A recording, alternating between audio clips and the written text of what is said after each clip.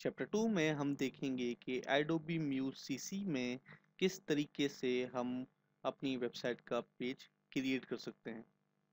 बोलने में तो काफ़ी आसान है और बहुत ही जल्दी मैंने बोल दिया, लेकिन जब आप इसको ओपन करेंगे और न्यू पेज क्रिएट करेंगे तो हमारे पास वेबसाइट के मुतालिक बहुत ज़्यादा कंट्रोलिंग, जैसे कि हम एडोबी फोटोशॉप में अगर ओपन करते हैं तो उधर हमारे पास इमेजिंग, प्रिंटिंग और दूसरे किस्म के जो ऑप्शंस हैं वो हमारे पास मौजूद होते हैं। लेकिन एडोबी म्यूज इनसे बिल्कुल ही डिफरेंट है। इसमें हमारे पास मार्जिन्स हैं, पैडिंग्स हैं, हमें कितना स्क्रीन साइज रखना है हमारे पास, हम जो वेबसाइट क्रिएट करने जा रहे हैं क्या वो डेस्कटॉप के लिए है, क्या वो टैबलेट के लिए है, या फिर वो मोबाइल फ़ोन के लिए। जो हम वेबसाइट बना रहे हैं उसका मास्टर पेज क्या होगा, उसके अंदर कितने पेजेस होंगे और वो किस किस पेज के साथ लिंक होंगे, ये तमाम चीज़ें एडोबी म्यूज के पेज क्रिएशन में मौजूद हैं। तो मैं टाइम वेस्ट नहीं करूंगा और यहाँ से जाके अपने डेस्कटॉप में से एडोबी म्यूज को क्लिक करूंगा। हमारे सामने जो स्क्रीन है वो एडोबी म्यूज सीसी 7.0 की है। जैसे कि आप देखते हैं एडोबी ड्रीम व्यूवर और एडोबी इन डिज़ाइन। इसमें हमारे पास क्रिएट न्यू पेज है और हमारे पास ओपन रिसेंट साइट है। मैंने यहाँ पे कोई साइट नहीं बनाई हुई इसलिए मेरे पास यहाँ पे ये खाली आ रहा है। तो इस वीडियो में हम एक न्यू साइट क्रिएट करेंगे। तो मैं यहाँ पे न्यू साइट पे क्लिक करूँगा और हमारे पास यहाँ पे न्यू साइट के बाद जो पेज है हमारा वो यहाँ पे आ जाएगा। आप देख सकते हैं हमारे पास ये जो लेआउट है वो किस चीज़ के लिए है, वो हमारे पास यहाँ पे डेस्कटॉप है, टैबलेट है या फिर फ़ोन है। हम ये वेबसाइट डेस्कटॉप के लिए बना रहे हैं, टैबलेट के लिए बना रहे हैं या फिर मोबाइल फ़ोन के लिए बना रहे हैं। अगर मैं यहाँ पे टैबलेट सेलेक्ट करूँ तो हमारे पास मार्जिन, पैडिंग, कॉलम्स और दूसरी चीज़ें वो चेंज हो जाती हैं। अगर मैं मोबाइल करूँ तो हमारे पास यहाँ पे इसका साइज़ जो है वो डिफरेंट है। लेकिन इस वीडियो में मैं डेस्कटॉप के साथ रहूँगा और आप देख सकते हैं हमारी जो पेज की विड्थ है, जैसे कि हम अक्सर अपने ट्यूटोरियल्स में बात कर रहे होते हैं 960 px विड्थ, और इसकी जो हाइट है वो है 500 px। तो मैं 500 px को बढ़ा के इसको कर देता हूँ 1200 px, ताकि हमारी हाइट जो है वो ज़्यादा हमारे पास मौजूद हो और हम उसमें आसानी से काम कर सकें। उसके बाद हमारे पास मार्जिन्स हैं, आप देख सकते हैं top margin 20, bottom margin 20, left 20 and right also 20। And then the padding. Padding इसलिए है कि हम इसको सेंट्रलाइज कर सकें, तो टॉप से मैंने इसको दे दिया है 36 बाय डिफॉल्ट। जो एडोबी म्यूज अप्लाई कर रहा है वही मैंने इसको रहने दिया है, मैंने इसको चेंज नहीं किया। और बॉटम से भी इसका है 36 px पैडिंग। उसके अलावा हमारे पास यहाँ पे कॉलम्स मौजूद हैं। हमें कितने कॉलम्स चाहिए हमारी वेबसाइट के लिए, क्या वो एक है, दो है, तीन है या फिर चार हैं, तो वो हम यहाँ पे स्पेसिफाई कर सकते हैं कि कितने कॉलम्स हमारी वेबसाइट के अंदर होंगे जिनके ऊपर हम काम करेंगे। तो मैं यहाँ से इसको चेंज करके कर देता हूँ 3, हेडर, बिलबोर्ड, फुटर, और मैं यहाँ से इसको ओके कर दूंगा।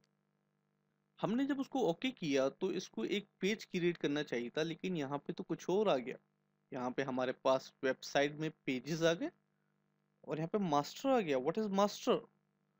मास्टर मीन्स जितने भी हम पेजेस बनाएंगे हमारी इस वेबसाइट के अंदर उन तमाम की जो लेआउट है वो सेम रहेगी। अगर मैं यहाँ पे होम पेज पे हवर करूँ तो आप देख सकते हैं मेरे पास यहाँ पे लेफ्ट, राइट और बॉटम में प्लस का आइकन बना हुआ है। मुझे इस पेज के बाद कौन सा पेज चाहिए, मैं यहाँ पे क्लिक करूँगा और हमारे पास यहाँ पे एक और पेज क्रिएट हो जाएगा जिसमें हम कंटेंट डाल सकते हैं। तो मैं इसको नाम दे दूंगा अबाउट अस। अबाउट अस के बाद मैं जब इसके ऊपर हवर करूंगा तो मेरे पास यहाँ पे प्लस का निशान है, मैं इसके ऊपर क्लिक करूंगा और यहाँ पे लिखूंगा सर्विसेज। उसके बाद मैं यहाँ पे एक और पेज क्रिएट करूंगा जिसका नाम मैं रखूंगा पोर्टफोलियो। ओके, अब हमारे पास एक और पेज है जो कि है कॉन्टेक्ट अस का, तो वो भी मैं यहाँ से क्रिएट कर देता हूँ और उसको नाम देता हूँ कॉन्टेक्ट अस। अब आप सोच रहे होंगे चलो ये तो हमारे पेजेस हो गए जो कि हमने बना ली, लेकिन यहाँ पे ये जो मास्टर पेज है वो क्या करता है। जब मैं इसको डबल क्लिक करता हूँ तो मेरे पास यहाँ पे ये ओपन कर लेता है एक पेज, लेकिन जब मैं इसके ऊपर एडिटिंग करूँगा वो तमाम चीज़ें अप्लाई हो जाएंगी इन सब के ऊपर, क्योंकि ये हमारा मास्टर पेज है। जब भी हम कोई चीज़ इसके ऊपर अप्लाई करेंगे वो सारी की सारी इसके ऊपर अप्लाई हो जाएगी, क्योंकि हमारे पास हमारी वेबसाइट में कुछ चीज़ें जो हैं वो सेम होती हैं, जैसे कि हेडर, फुटर, और ये अगर आपको चाहिए तो स्लाइडर। ये तमाम चीज़ें जो है वो हमारे पास सेम ही होती हैं तकरीबन। बहुत कम लोग होते हैं ऐसे जो कि पेज बाय पेज उसको चेंज कर रहे होते हैं। तो जब हम मास्टर पेज पे काम करते हैं तो वो सारी चीज़ें हमारे तमाम पेजेस के ऊपर अप्लाई हो जाती हैं, और हमें एक एक पेज की कॉपी नहीं बनानी पड़ती और उसको रीनेम नहीं करना पड़ता।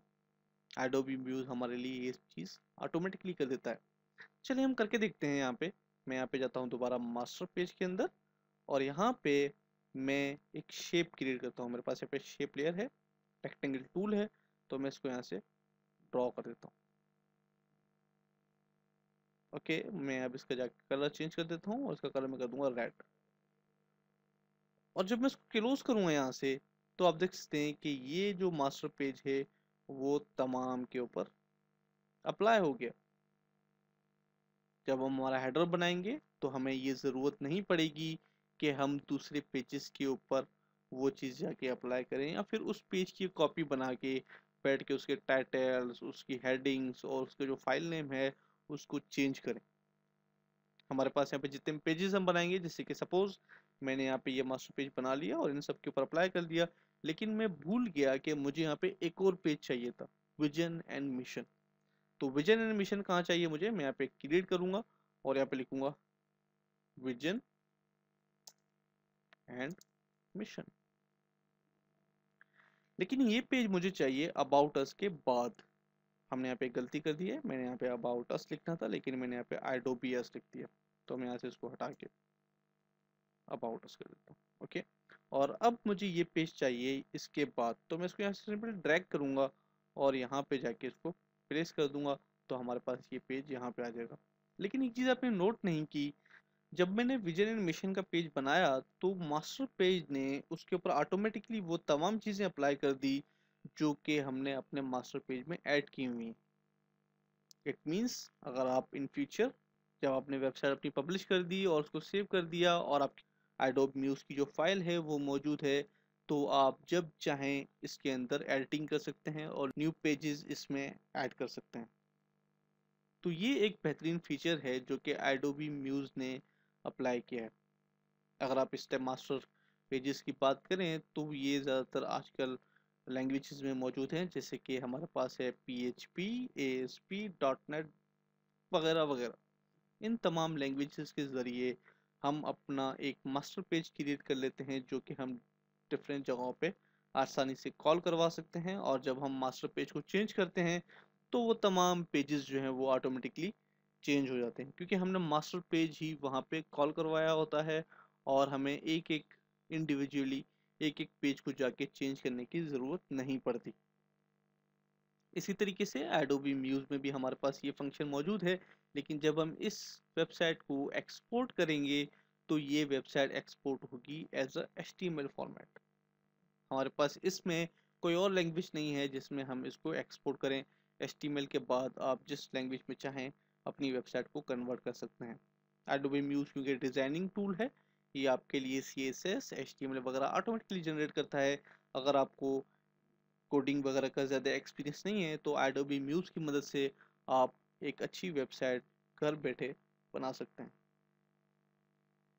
तो इस चैप्टर को यहीं पे ख़त्म करते हैं। अगले चैप्टर में हम बात करेंगे कि किस तरीके से हम हमारे पेजेस में ऑब्जेक्ट्स ऐड कर सकते हैं और दूसरी चीज़ें हैं स्लाइड्स वगैरह वगैरह, लोगो वगैरह, तो उनको किस तरीके से ऐड किया जाता है वो हम देखेंगे अगले वीडियो में।